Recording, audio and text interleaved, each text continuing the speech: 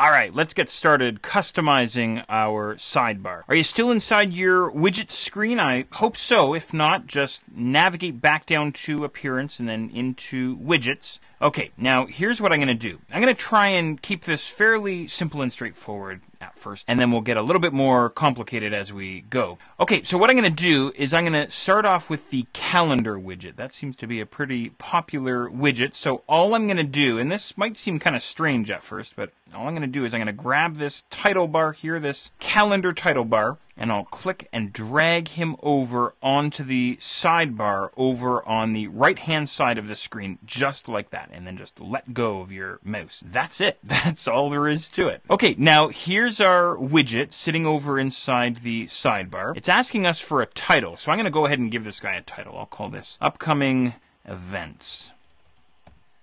Okay, great. Let's go ahead and save this guy. There it is. All right, the moment of truth. Do you still have your preview tab open there inside your browser? I hope so. Flip over there, and all I want you to do now is simply refresh. Command R or Control R. And sure enough, there's the upcoming events calendar sitting over inside the sidebar inside our theme. How's that? Pretty cool. Now, you know what's really interesting to note here? Well, first of all, getting a widget into your sidebar is super easy. Not a whole lot to it. Pretty straightforward. But the other thing that I want to mention is take a look at your sidebar now. Scroll down a little bit more, and you'll notice that your entire sidebar has been completely wiped out. And it's been replaced with this upcoming events, this calendar page that you and I just added in here, this calendar widget, I should say. So that's sort of the default behavior anyway. When you go and drag a widget into that sidebar, it wipes out the default sidebar and you essentially have to start all over again. But the plus side is you get to completely customize the sidebar. So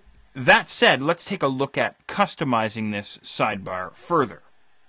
So here's what I'm going to do. I'll head back to the admin console, back over to my admin tab there. Of course, I'm still inside widgets, and now I decide that I want to add more widgets to my sidebar. And of course, we can add in as many widgets as we want, as few or as many as we want. I'm going to start off with archives. I'm going to go and grab archives from the left and simply click and drag this guy over into the sidebar. Now, what's kind of tricky though, and this is a little odd, is that notice it's not adding the archives, which is a little weird. Sometimes you have to move your mouse around a little bit until he'll actually add in. Sometimes what I do there, I just did it there, is I move the archives above calendar and then I'll drag them below and then it seems to work. Just kind of an odd thing there, but anyway. Okay, there's archives. It's prompting us for a title here. Maybe what I'll do is I'll type in my blog's archives, something like this.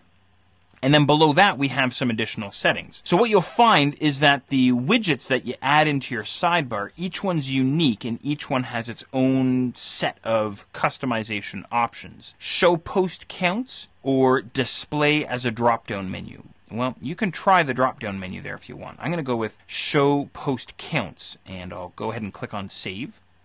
Okay, good stuff. Let's go and add in a few more. I'm going to add in my categories as well. So I'll go and look for categories there on the left-hand side. Grab this guy, drag him over into the sidebar. Again, I'm not getting that dotted frame, that dotted rectangle that I should be getting. But if I move this guy above, yep, there he is there. Very odd, very weird. Okay, let's scroll down a little bit. Categories. You can type in a title if you want. You don't have to type in a title, but I usually do. My blog's categories.